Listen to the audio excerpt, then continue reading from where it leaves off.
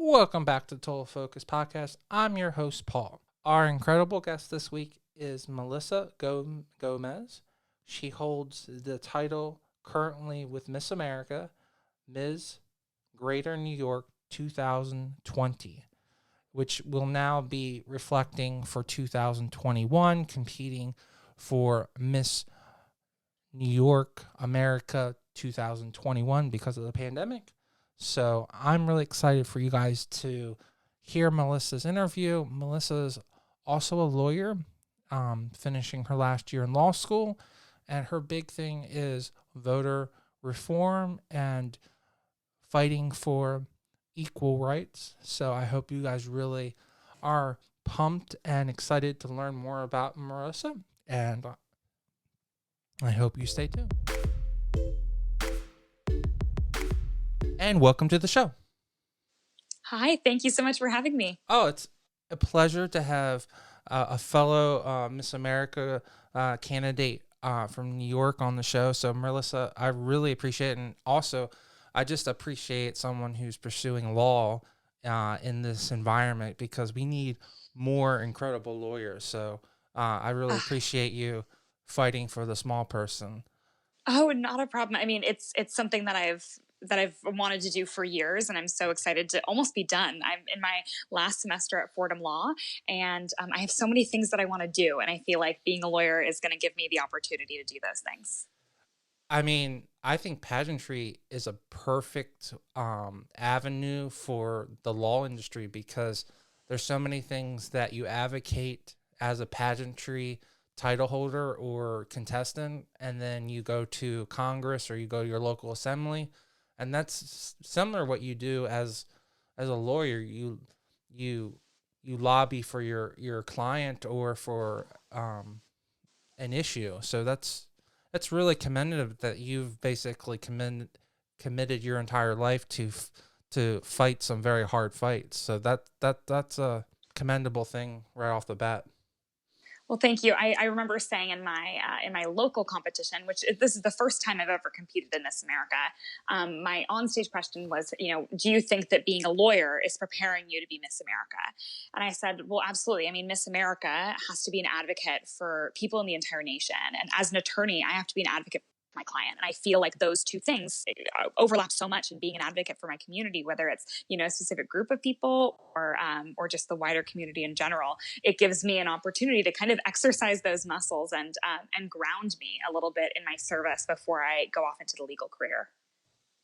So going back to where did you initially start? Were you in high school or middle school? Is that where you started doing pageantry, or were you more an athlete and a scholar? Were you doing debate and those type of things before you got into pageantry? I was doing debate and those types of things. I should not be allowed to be an athlete. I am just really so clumsy and honestly just have no interest in pursuing any type of sport. My family tried to push me into that area, but that is not my God-given gift. So I was, on speech and debate in high school, and somebody on our team had done Distinguished Young Women and, high school pageant for girls. And I competed. I won for San Diego, ended up competing at the state level and won for California.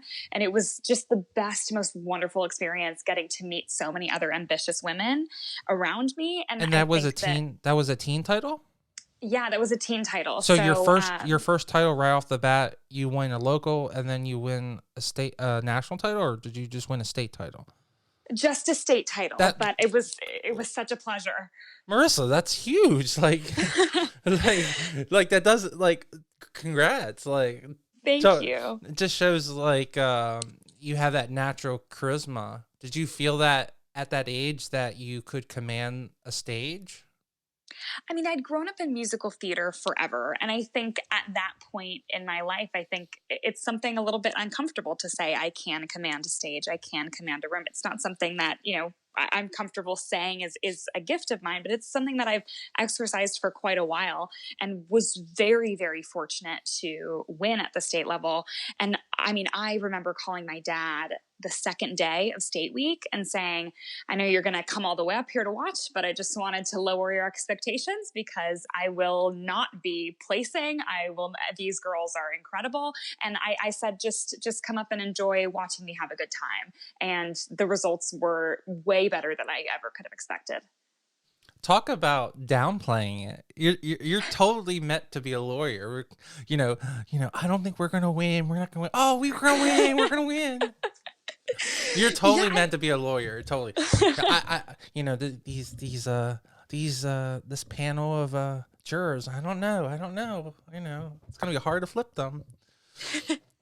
Yeah, I mean, it was just an interesting experience. And I think it was the first time where I was really like competing against other women like me. And, they're all accomplished. So I think I try to, be honest with myself about where I think I rank. And I was like, all these girls could be amazing. So I was very surprised when it was me.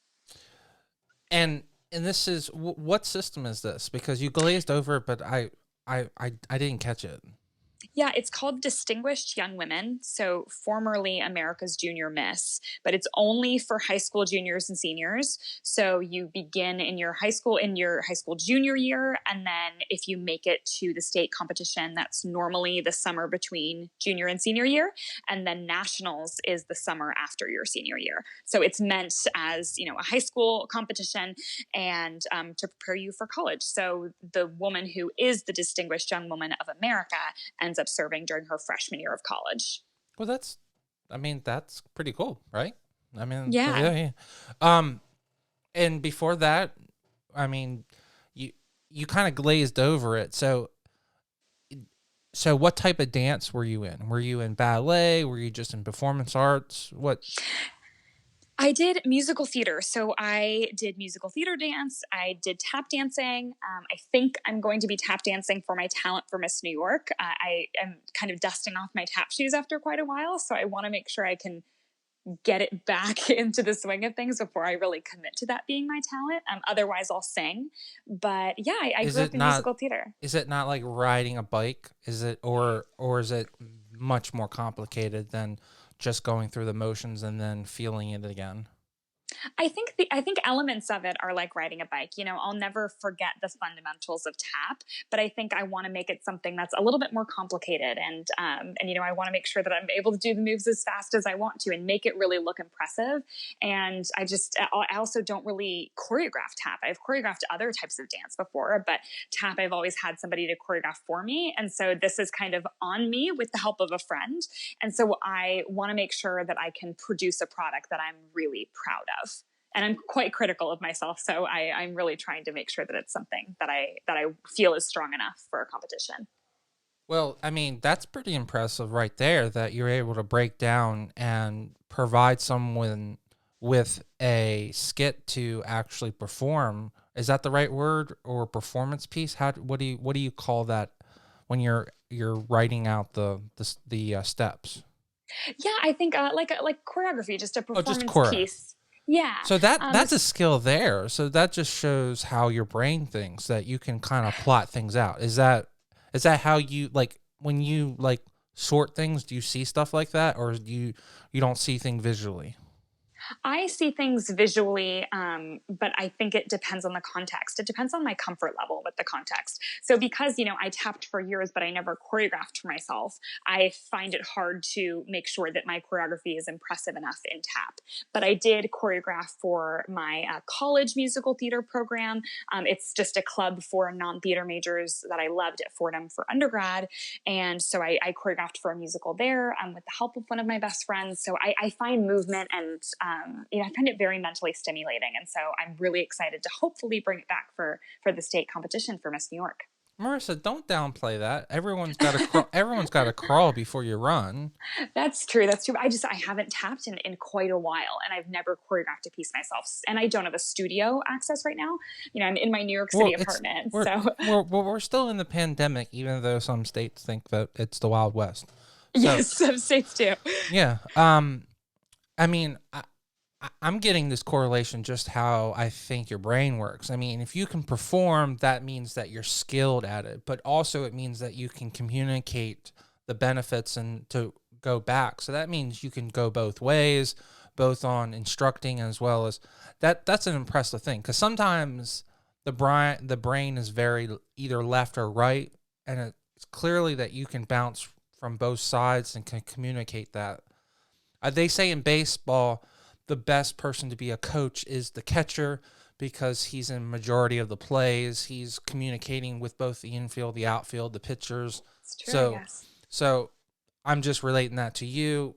For you to be able to write a performance piece, actually perform it, or actually help someone, that's definitely letting off that brain back and forth. Do you see that?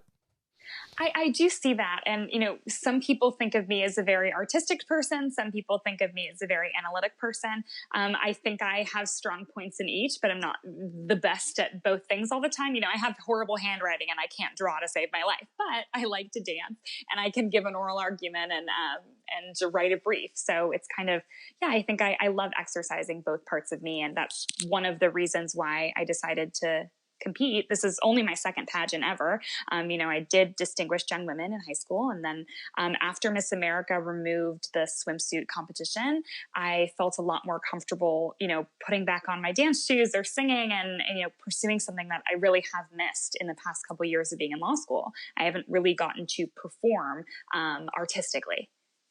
So this current title you have is only technically your third or second competition? Yeah, it's only my second competition. Wow. So, like, literally the first competition, you won a local and a state title, which is really great. And then you took a break because, you're so successful. And now you're going to go to the other keystone in our state. You won California. That's awesome. Which is, it's one of the hardest states in the entire country. And then you're going to go to New York. Talk about, like, hey, when you do win New York, please after your reign, please promise me you'll put it in some kind of frame or something, because to have a title in California and New York, that's a huge achievement. So, like, that's the way I would look at it as. It would be a dream. As I said, I have so much that I want to do, not only in my legal career, but I really would love the opportunity to be Miss New York. Voting rights and voter education is so important now more than ever. And being in a position to expand my civics education curriculum to the entire state of New York, I think could really be a game changer for future New Yorkers as they approach their rights and responsibilities at the polls. Marissa, you don't have to have won a title just to show how impressive you are. Clearly people can look up to you with never winning a title, because you can tell how impressive you are. Like, I would not want to be on the other side of the courtroom wanting to debate you. I have no confidence in the person that you're going to compete against. They're definitely going to get schooled. So, especially based on the topics that you're gonna fight on. If you're gonna fight specifically a majority of your career on voter rights, which is, I think, your goal. Yeah. I don't see why you're gonna lose those arguments. And it looks like, I was just watching a report last night that there's about 30 states that are trying to roll back mail-in rights, and also. So I'm sure you read about this or heard about this. So, yes. You're definitely in the right time at the right place to have this argument, or maybe discussion would probably be the best thing. But everything in the law room is more of an argument. But yeah, I'm proud to have someone like you on the team, because, like, clearly I think, thank you. like, we definitely need to have someone that is well spoken. That's the key thing. I think that, like, people miss about JFK as the president. If you are a history buff, John F. Kennedy was such a well speaker, and just his words and the way he read them and pronunciated them made a huge difference and motivated so many people. So, I do this show specifically to motivate other people to want to do pageantry, or to be a model. If it is this a sole reason just to get you out of your comfort zone to be a pageant person? Do you feel, or do you want to other people to look up to you? Is that how, or do you want to make a name for yourself? Or is it multifaceted? I think it's multifaceted. When I initially told my friends in law school that I had done a pageant before, and this was before I started Miss America, they were like, oh, like, interesting. They didn't really expect that of me. It's not a common thing. And at first they didn't know that there was scholarship money on the line. So they said like, oh, we thought you just did it because you thought you'd be good at it. And I think my main drive for it has been scholarship money and opportunity to work for other people and to really have a kind of like a motivation to focus on the issues that I want to focus on. I've been doing voter rights work since 2015 or 2016. And, but I haven't done it as much as I have then in this past year since competing. So having an opportunity to focus myself, has been a really main motivation for me to compete again. I think a little bit, I think everybody kind of wants to make a name for themselves, but I think I've come to realize in the past few years, like I don't have a need for my name to be out there as much as I want the work that I do to be noticed. And if my name is never attached to it, that's okay, because I just love, I love the right to vote. I love the opportunities that our country gives us, but it can be so limited and so selective in who really gets to benefit from those rights to the greatest extent. And so the opportunity to focus on that kind of stuff is kind of why I entered. And it's an opportunity to do something that honestly I just find very, very fun at the end of the day. Well, I mean, if this is the topic you want to go after, there's not another topic, in my opinion, that could greatly, traumatically impact every single human on in the United States specifically. I mean, if you could flip majority of the state of the United States and make a huge difference, you're definitely leaving a legacy, even if you don't want your name to be on that. I mean, there's some key fundamental things that could easily just make a huge difference, and I think would be beneficial for both parties and not just one. So Yes, and you mentioned all of the bills. I mean, there's over like 160 bills now in state legislatures that are trying to limit the right to vote. And I mean, it kills me every day to read about it. And I think that some people think of voting as a really neutral word. Oh, it's voting. They understand that it's powerful, but then, if you ask them if they're going to vote, they say, my vote doesn't really matter, which, it kills me inside as well. But we have to look at, all of the issues that do really affect people, the issues that do make people cry, that make people lose loved ones. I mean, we're looking at healthcare, we're looking at immigration issues, environmental issues. All of these things I feel like people see as more emotionally charged than the issue of voting. But the issue of voting is so directly related to those policies. And so the more that we get people to understand the direct correlation and become emotionally tied to voting as an issue, the more we're going to be able to use it as a tool for change. where does this like huge amount of empathy and knowledge come from? Is this something that your family has always encouraged you to seek out truth and to find this, or is this something you just have cultivated yourself?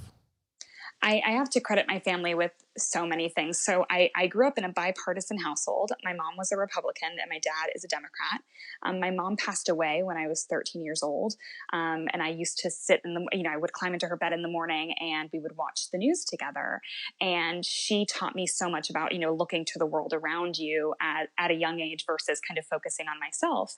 And that even started with, my mother was an incredible human. And we used to visit an orphanage in Mexico every Christmas.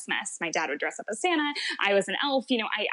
She trained in me and my dad trained in me, the importance of looking at the issues that really impact people. My family's never really been, voter rights activists or anything, but they've always voted. We've always thought it was an important thing. One of my sisters is less involved in politics, but over the past few years has gotten more so as she's seen things that truly appalled her in politics.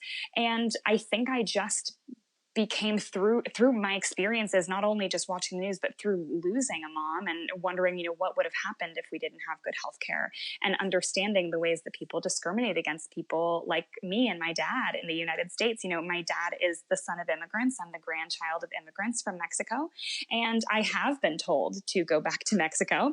My dad has been asked if he was the gardener of our house before. My grandparents on my mother's side actually, really didn't approve of my mom, who was an Irish woman marrying a Mexican man. And I think all of these things made me really kind of on fire for the things that our government can do to change things and create a culture that is safer for people.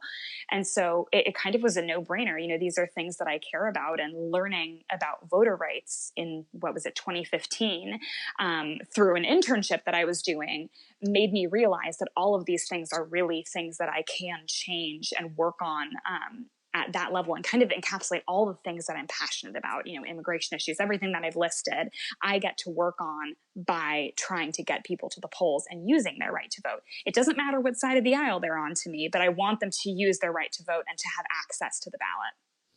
So I guess I'm going to be forward. I assume that your platform or statement is going to be voter reform, I guess. Is that correct? Is that what you're going to be pushing for? Yeah, voter right. My platform's name is Mobilizing the American Electorate. And how do we do that, right? So I go into classrooms, especially in low-income communities, because people of color, especially in New York City, are often overlooked when it comes to outreach for elections. And so my hope is that, yes, they're not voting today, but they will be voting in the future, but also they'll be bringing that conversation home with them. When their parents ask them the all-important question of, what did you do at school today? I hope that they say that they learned about voting when I visit them. And then they ask their parents, do you vote? Can I come with you to the polls? And they kind of create this more inclusive culture of bringing voting into the home as a topic, and kind of as a pillar of something to pursue and something to hold as important. I also think that, yes, we need to be reforming voter rights legislation. In New York, one of my biggest things about New York is we're a closed primary state. Closed primaries disenfranchise so many voters just by virtue of them not being associated with a political party. But who pays for elections? Taxpayers. And so taxpayers who are citizens and otherwise qualified to vote in elections are being disenfranchised because they decided that they didn't want to pick a team. And I think that's really wrong. So yes, this is my platform for the Miss America organization. I didn't really see anything else that I could do. This is something that, as I said, I've worked on for quite a while, and it was kind of a no-brainer. Well, I mean, I think it ties in great with your long-term strategy on what you want to do the rest of your life. So, I mean, I think that when you win Miss New York, it's going to be a great avenue for you. Well, I mean, it's the way I think. So, I mean, because I appreciate it so much. It would be it's so really nice great. No, it'd be really great to have someone that is on television pushing for voter reform, because I think you could have Mr. X or Mr. A talking about, but when you have a pageant contestant with a crown on and sash, people kind of listen more.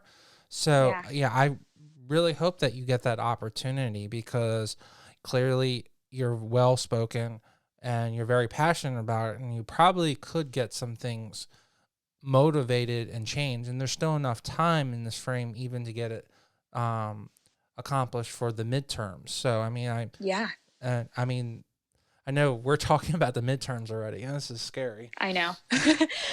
There's always an election, and there's one in June in New York City. I forget how many cities, but so many cities have mayoral elections coming up. It's important to look at these things, especially because, people sometimes ignore local elections, but who are we teeing up to become a legislator at the state level or national level? It's typically people that we elect to local office. We give them that platform, and it becomes easier for them to get on the ballot for a higher office. So if we're mad about the candidates that we have at the national level, we got to start paying attention at the local level. Okay, so I've got some voter ideas and quests, and let's see what you think. One, okay. Do you think that as long as you are a citizen of the United States, when you're born, you should automatically be put on the voter roll and be eligible to vote? Yeah. Do you like that idea? Yeah, I think so. I think registering is there's no reason for it. To me, I think If you're eligible that's what I'm saying. and you're Right. That's so. I think that's a good idea. Do you like the up vote, meaning you vote for every single person, but it's based on the like? If there are 5 candidates, you would list number 1, and then 2, 3, 4 based on, and then if there's not enough people that, depending on the county or state rules, if there's not enough people voting for the person, but there's enough, you don't have to do a revote because they told you how they think of them. Do you like that idea? Do you think that makes sense to you? Yeah, so I think you're talking about ranked choice voting, Yes, right? ranked Where you choice rank the voting. candidates. So yeah. Ranked choice voting, I think, is a great idea because one, there's a serious possibility that people don't have, one candidate doesn't get over 50% of the vote, but maybe they get, 40% of the vote and then, 60% of people's second choice votes. It creates an opportunity for the candidate to be, to kind of have more support from the community. And I think that it could be a really great way to reform elections and New York City elections, local elections and special elections in New York City, not national ones, are now under ranked choice voting in New York City. So I think there's only been They are. one election now. That's phenomenal. I just think it would be a Yeah. great way to save money and resources than having Yes. to reballot and ask people to come out and pay someone to be an official and actually, I think it's just a more efficient way. I mean, other countries do it and they seem to have a very, safe election season, so Yeah, so I totally agree with that. And I think it's great that New York City is moving toward that. And I'm just really looking forward to how it expands that across the state. All right, so those are my 2 wish list items, and that's great that New York's doing it. Do you have a couple other things on your wish list? I mean, the other ones can be more controversial or more, and we don't have to get in a long debate. But do you have anything else that would be on that wish list of items? Oh yes, I think that, and yeah, some of these are controversial, but think I can kind of explain my perspective on them. One, I think that we should not have voter ID laws, and if we do have voter ID laws, which a lot of states do, we need to make IDs more accessible to people if we're going to have that be a thing. Some states are proposing harsher voter ID laws, and at the same time, they're raising the costs of what it costs to get an ID. There are millions and millions of Americans that actually don't have a government issued ID. And I think if you're a citizen of the United States and you can prove that, you don't need a government issued ID. If you sign up to vote with your social security number and you're able to prove that you're a citizen, I think that you should be able to vote. And it just disenfranchises people who are from rural communities who honestly just haven't really had a need for a government issued ID, or poor people who can't afford it. It also really disenfranchises people of color and doesn't really make elections any safer. I think I was reading a study last week where, out of, I think there were only a handful of cases. I mean, there are only a handful of voter fraud cases anyway, but only a dozen of those cases could have been solved by voter ID laws, but it would have disenfranchised millions to have voter ID laws, or thousands, or hundreds of thousands, because people feel discouraged from voting if they don't have their ID on them. They'll worry about okay, well, now I don't have time to go back home and grab it. People work. It's just, I think voter ID laws need to be either way more voter friendly or not exist at all. But I understand that there is an interest in keeping elections safe. I want elections safe. I want people voting when they're supposed to. My other thing is that I think that before you go on, please, I just have an idea, and I just would love to see if you think it's a good idea. Why don't we already fingerprint every child and we put it on their birth certificate? Mm-hmm. Why don't we just implement the law that when you're a child, and because I'm encouraging you to register every child that's born in the United States, we take their fingerprint, and in the next 30 years, there should be enough technology where you would just place your fingerprint to verify, and that would be your verification. It would be pre-registered. Does that make sense to you? Does that scare you? Does that make sense to you? I think I would be comfortable with that, because the government, if people don't understand this, they already have it. they already have all this stuff. So like, I mean, does that make sense to you? Because I think that would really negate all of that, right? Yeah, I mean, I think that's a really interesting idea. I've never heard of this idea before. And I do think there is a difference.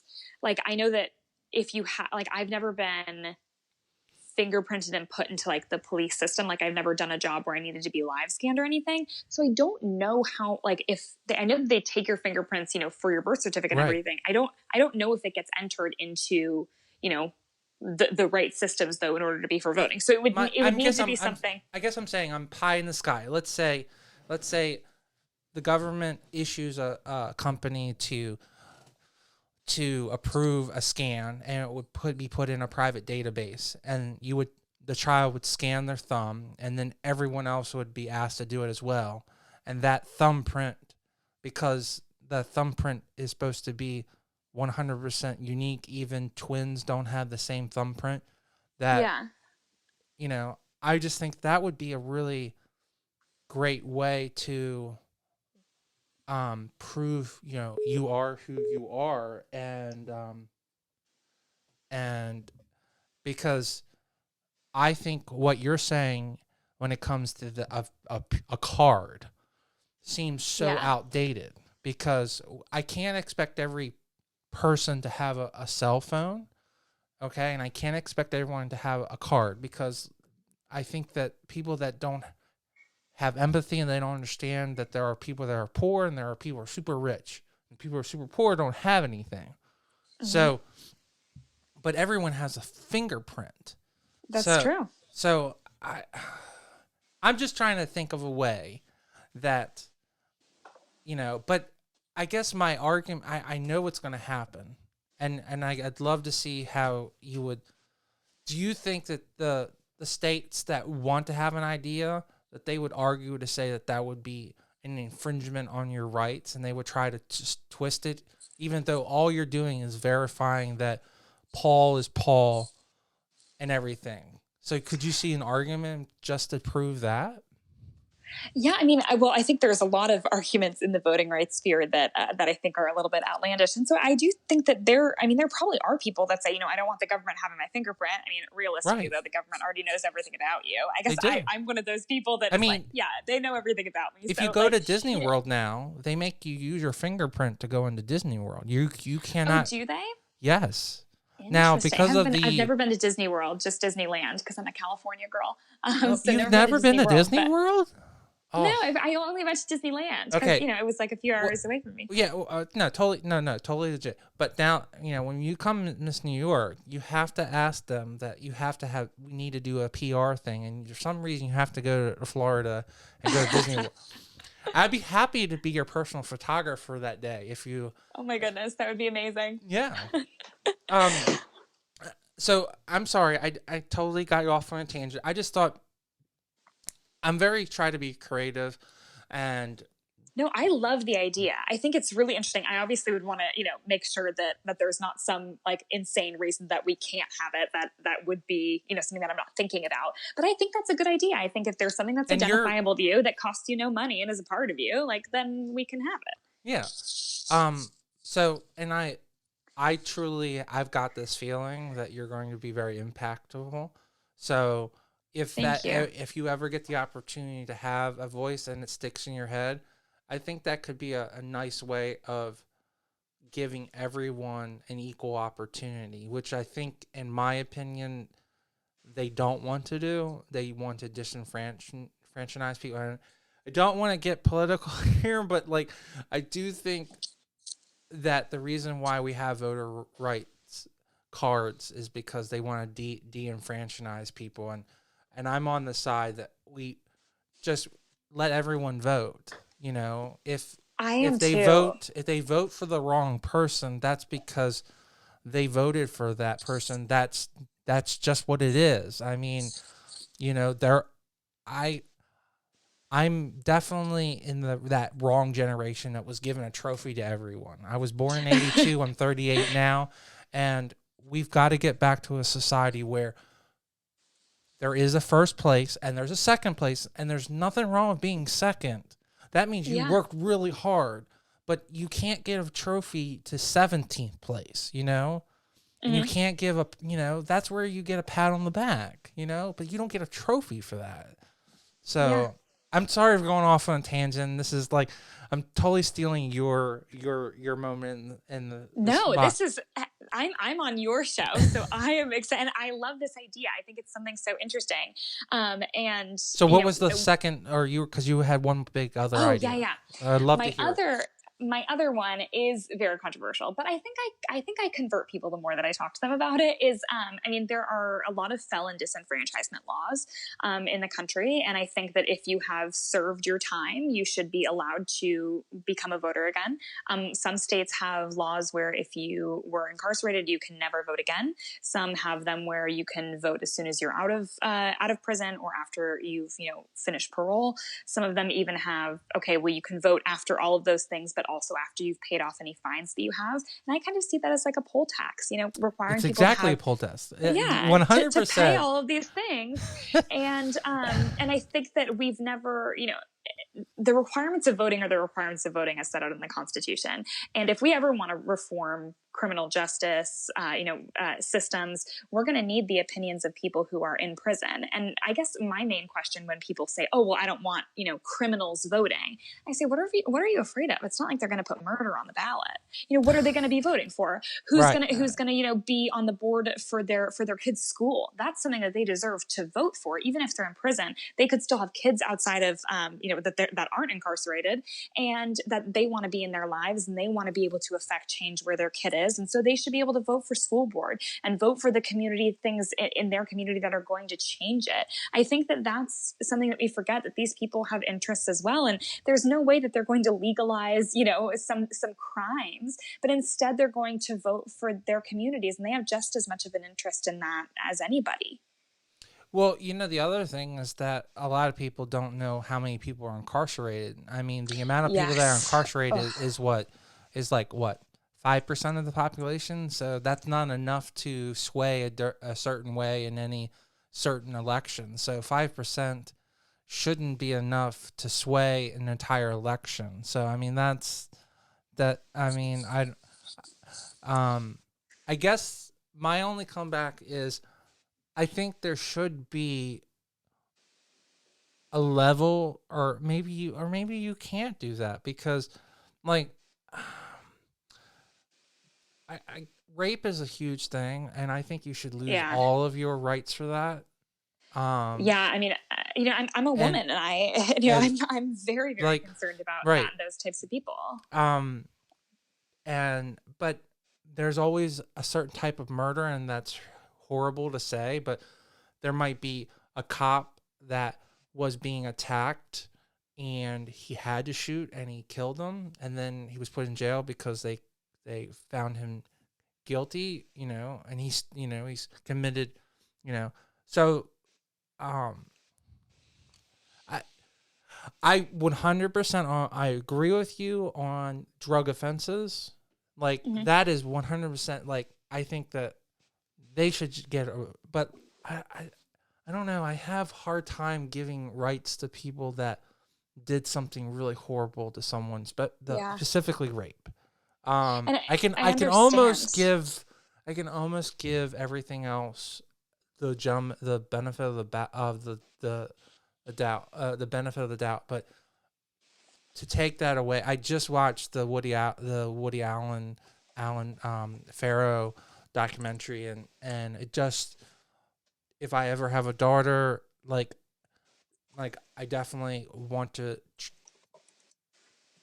protect her, but I also want to make sure to have her be strong, I guess, is the best, and not be scared of the world. And I feel like it's a bad thing. It's not a topic I know anyone wants to talk about, but no, I mean, I'm glad you brought it up, because this issue is very multifaceted, and I guess I understand That's why fully where you're coming from. And a lot of people feel that way. I guess here's where I come from with another, issue with this is if we want people to be rehabilitated, people who are, able to come out of prison, keeping them involved in their community is really important. And the other thing is that there are a lot of people, unfortunately, that are innocent but are wrongfully convicted. And I guess the slight chance that we could be taking away voting rights from people that are innocent and wrongfully convicted, and they've already lost so much. I want voting to be a fundamental right in this country. And, I've never seen a situation in history where it's been really great to decide, who gets rights and who doesn't. But that being said, that has never had to do with criminals in the past. People have arbitrarily decided who has value based on race and sex. And, but based off of what you've done and what you've done in the past is, it's not an unfair thing to do. And so I don't know, I struggle with it. But Marissa, I'm 100% on your side when it comes to this BS stuff about this voter tax stuff, where they try to, especially in Florida, where if you didn't pay back your debt to society by monetarily, that automatically disqualifies you. That, in my opinion, is an argument between both the government and the individual. That should not be something like, we don't take away your right to drive if you don't pay off your bills. There are countries in the world that if you don't pay your bills, that they put you in jail. I don't know if you know this, but places like I can't think of the it's the Middle East country that built everything up in the last 30 years. It's not Saudi Arabia. It's not Kuwait. It's not Kuwait.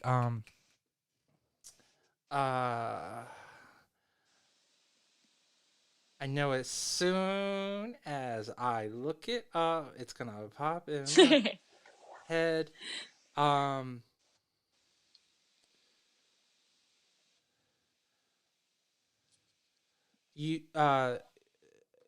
United Air of Emirates.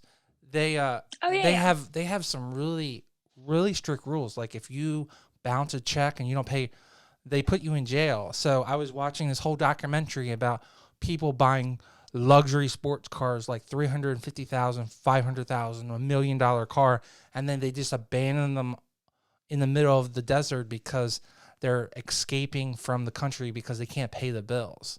So oh wow, yeah. So we don't do that in this country at all.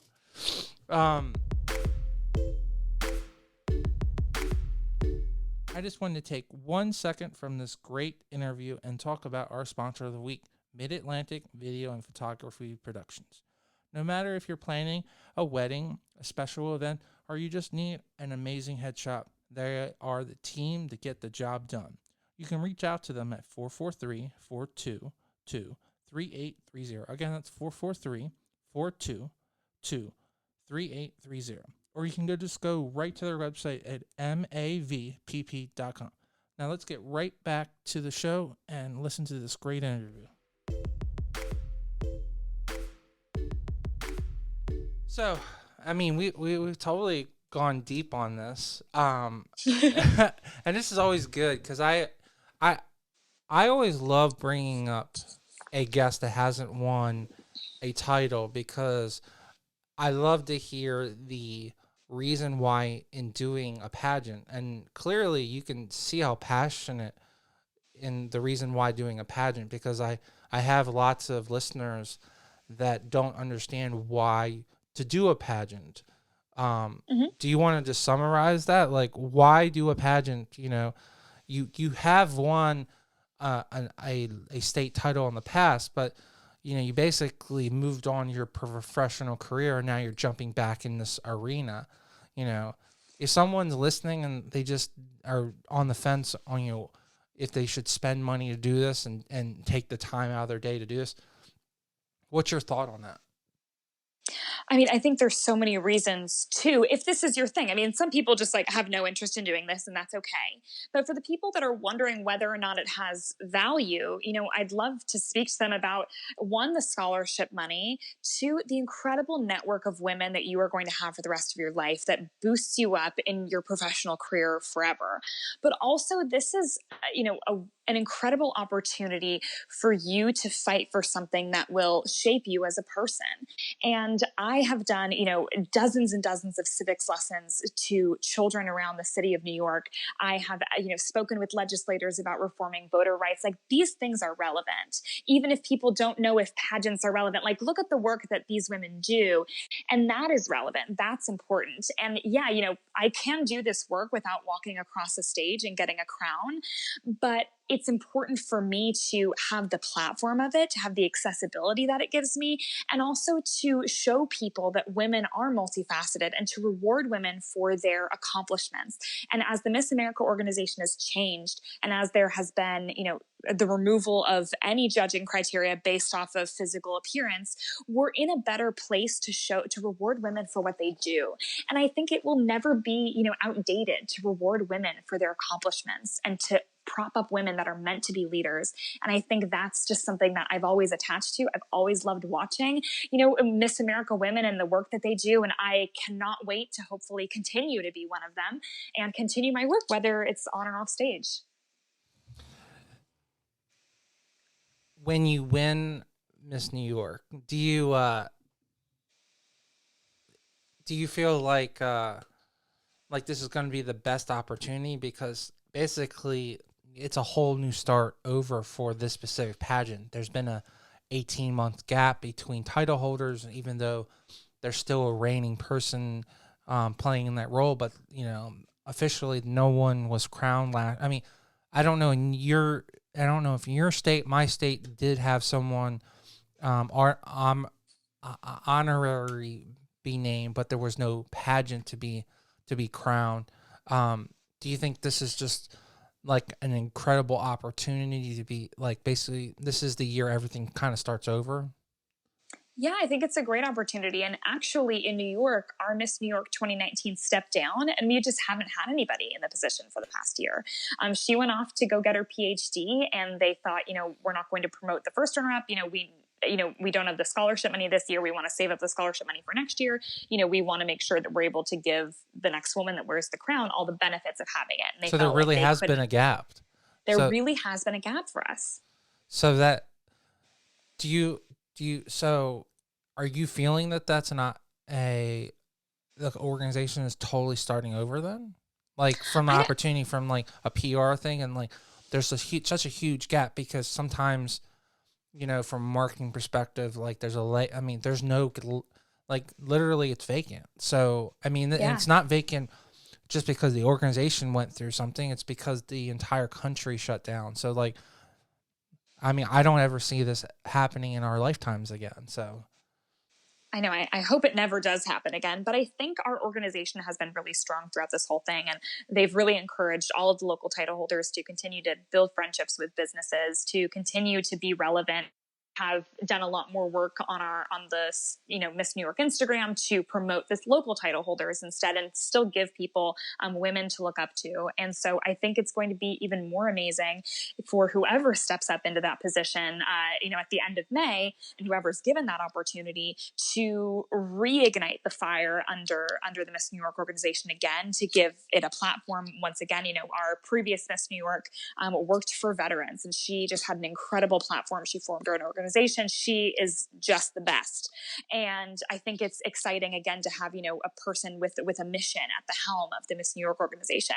Because while, we've had this gap, we haven't had, a specific woman with a platform. We've been promoting all of the women in the Miss New York organization, which has been really incredible. But I think once we have a mission again, I think it's going to be even more incredible to have nonprofits to partner with and to continue to build this brand. See, that's why you're the one that's going to win, or this is the reason why you are competing in pageant, because you took my really horrible synopsis and you made it into an elegant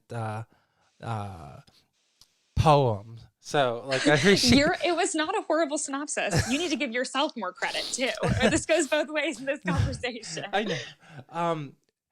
I really hope, and I hope you're already on the board. You're ready, like they've already done. I hope they bring back 19 to crown the girl, because it would be such a shame. Are. Oh, good. Because yes, they are. She should totally be a part of that, because she never got the opportunity to pass. I mean, technically, I mean, I don't know how people think about this, but you know, unless they take it from her, it's still her title. You know, I know it's about, you know, about contracts and like all that. But like, you know, she kind of still Miss New York, you know. Yeah, she is. You know, she's our last one. She's still, you know, if anybody's like, who's Miss New York, I say Lauren Malella. Yeah, you have I mean, that's how I would look at it, you know, right? Yeah. But so I'm really excited to have her back at the state program. She has been an incredible mentor to all of us in the organization. She, you know, answers my texts whenever I have random questions and things. You know, you said incredible. she went off to get a job, or is she going to school? She's going to school. She's getting her PhD in psychology. So you can't hate her for that. Like, you know, oh my God, that's a whole would never hate her for anything. No, but I mean, like sometimes people, like, you know, you can't give up a year, especially when everyone else was on pause. You know, that, you know, if there's an opportunity for you to do that, she can always come back and participate. You know, that's it's like a best of both worlds kind of a thing. Definitely. You know, and she had anticipated giving up her title last May and then going to grad school. So, you know, she continued on those plans, and I'm really proud of her for doing so. You know, the most important thing is trying to live out your dreams and taking full advantage of it. So it's great that she's being able to do that in such a hard times.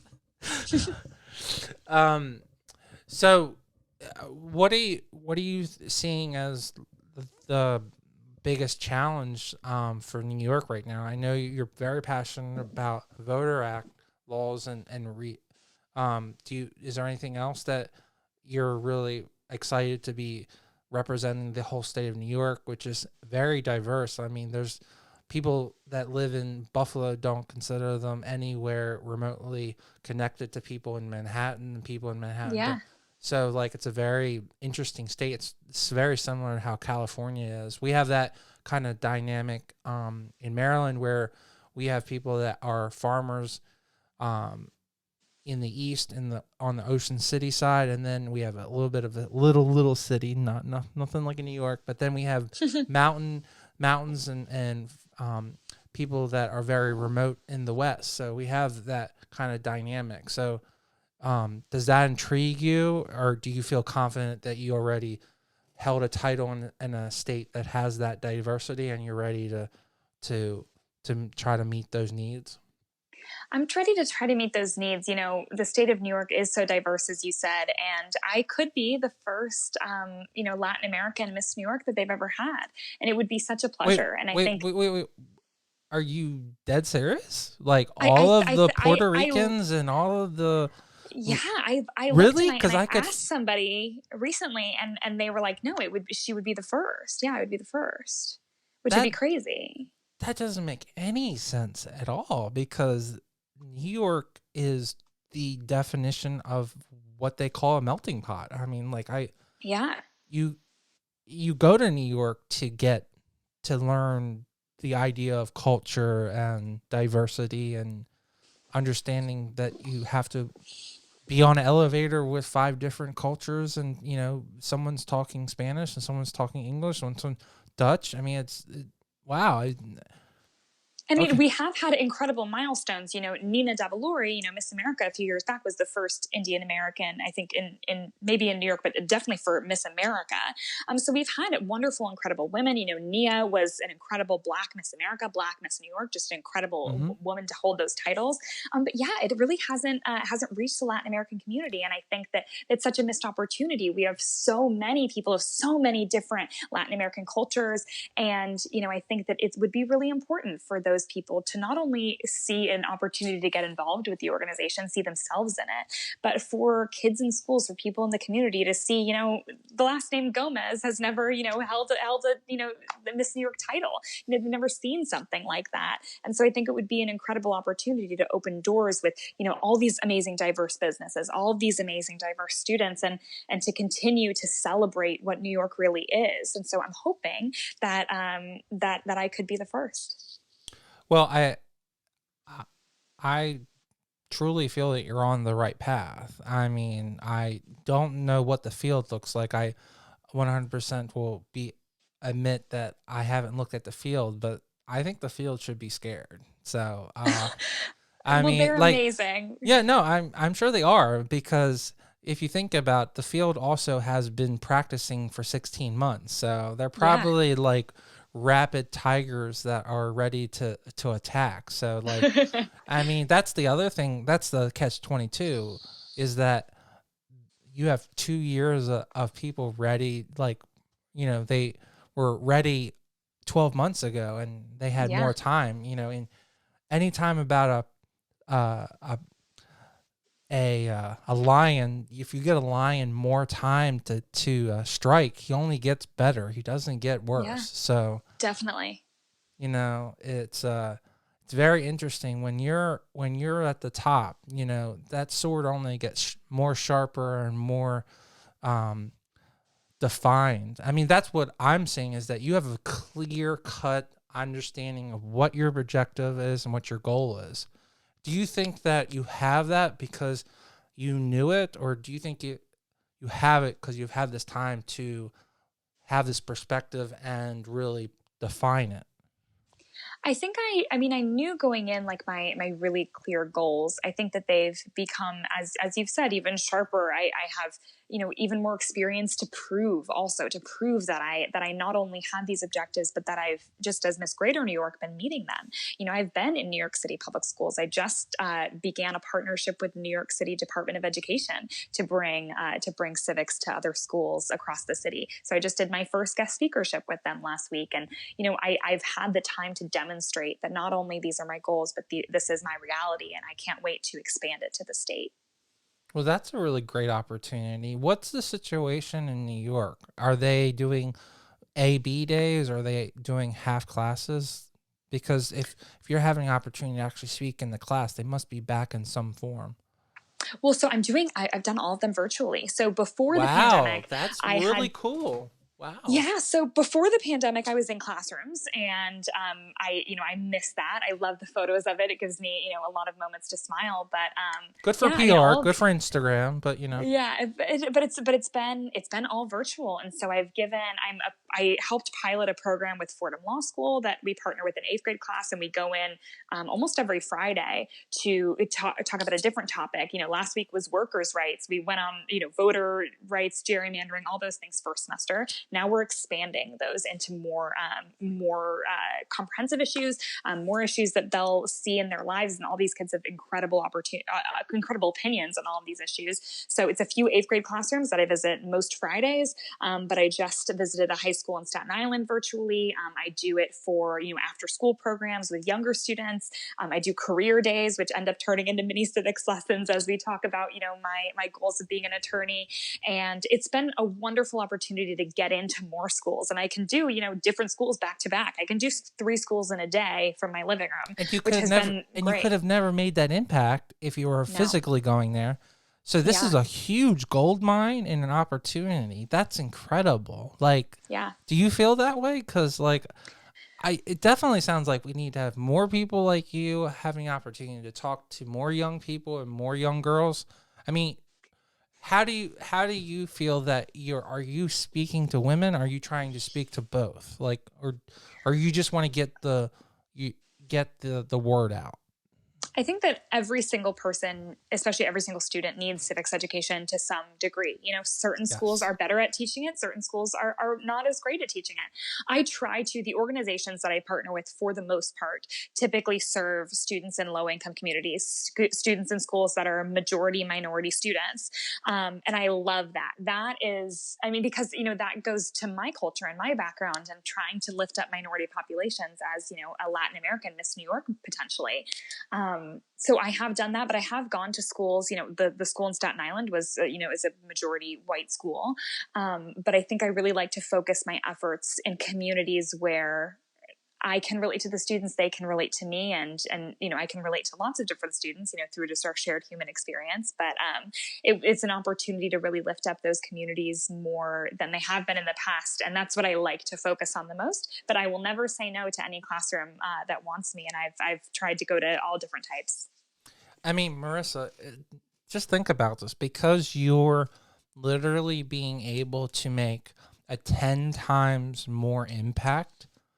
There's a greater chance that there is someone you're talking to that is going to either be a governor, a president, or some kind of major influencer or a major person, and you're potentially influencing them in the right positive way. Isn't that incredible to know that you're, I mean, isn't that awesome? Because there's That's a great because if you go to one school, you're only speaking to X amount, but because you're having this opportunity to go and you're going to several different communities, you're going to upper middle class, lower middle class, low income, you're going to make a huge impact. And that's, you know, 100% because we have this kind of virtual, like, that's what I'm sad that, like, we're going to go back to this in class, but, like, this is so great that you're going to be able to make an impact, because you're going to be able to talk. You're able to talk to so many people.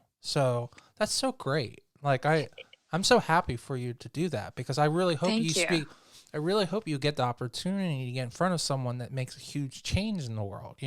If not you, I mean, like, because Lincoln had great people that made him into a great person. Lincoln just didn't wake up and become the Lincoln the president. I mean, Of course. he had to be led that way. So it's by hook or crook, and I don't know how you feel. You said you don't care if your name is on the bill. You just want to make sure that you get passed. And that's just so honorable, and shows how selfless you are, that you just want change to happen in a positive way.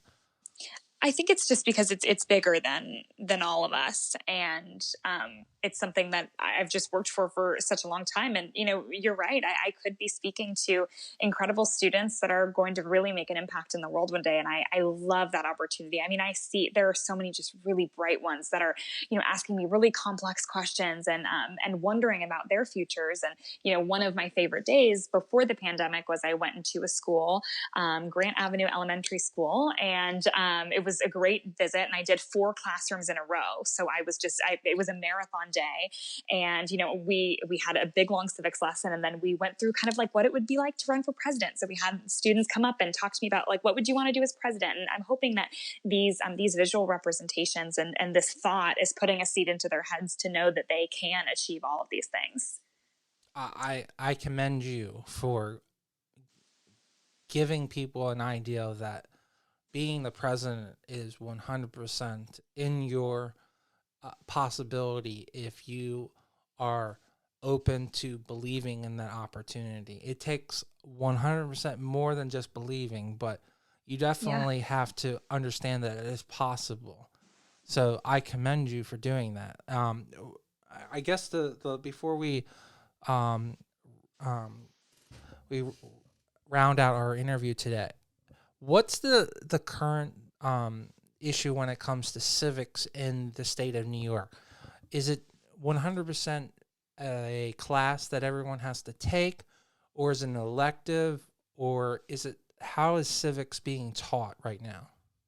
Yeah. So I had a great conversation with the woman from the Department of Education of New York City. So I know more about New York City than I do about New York State.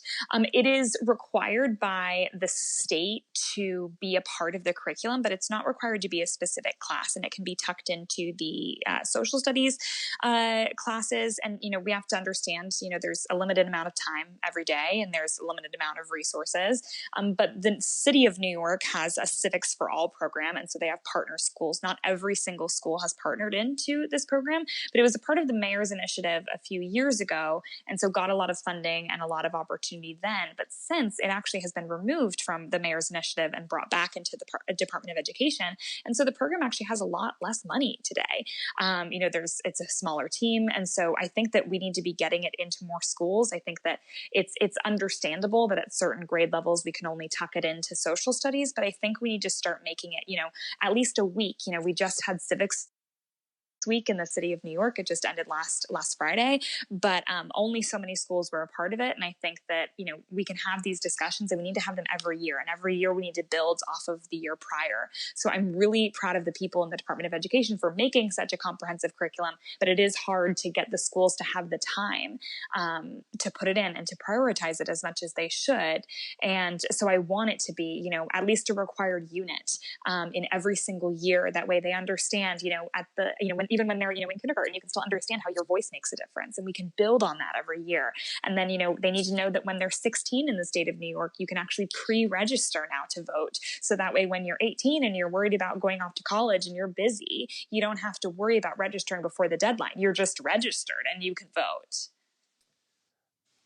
Melissa, I just so much commend you in so many ways. Thank you. You are so kind.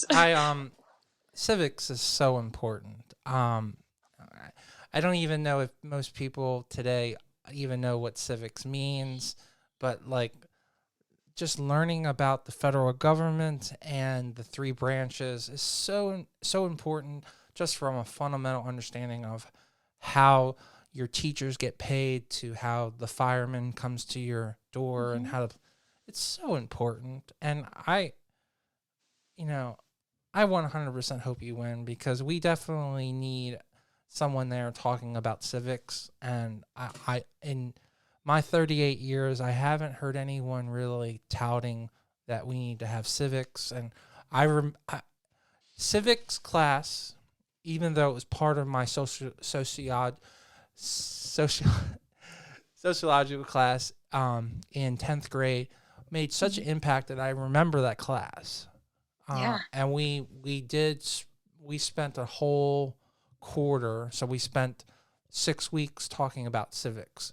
So it definitely made a huge impact to me and my understanding of how things actually work. So please, do what you can. Even, Thank you. Even if you don't win the title, which is not the goal here. The goal is that everyone we talk about is to reach their goals, and you want to win your title, so that we're going to be positive about it. I really hope that someone hears your voice and puts some emphasis about that, because I know that there's these ridiculous standard tests that they have to do for each certain criteria, but civics is such an important thing. It's as important as learning how to spell, read English and spell. Especially when you live in the United States. And I commend, we have people that fight for cancer and breast cancer we don't have that many people fighting about voter rights, and I really appreciate that. So thank you. And I see it even more fundamental nowadays, but especially in the wake of what happened in January with the U.S. Capitol. Disinformation and misinformation, and not understanding how elections work and not understanding how your government works can actually be really detrimental to the way that our society thinks. And so one of the ways to make sure that we try to lessen the partisan divide. That way we understand and have faith in our elections, is understanding how they work. And so that's a lot of what I tried to do during the 2020 election.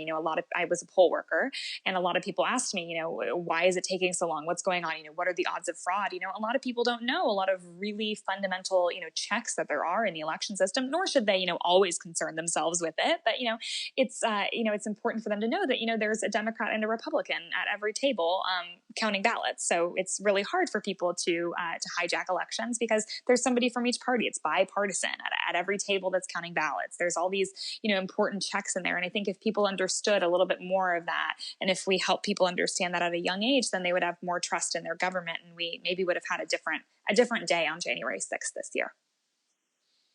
I think there's just so much despair right now, and when people feel that they're being depressed, and I totally understand if someone feels like they're being held down in any way, and that could be told that they always think that the world's coming to an end. I always feel like I'm the nail, and I'm always being hit by a hammer.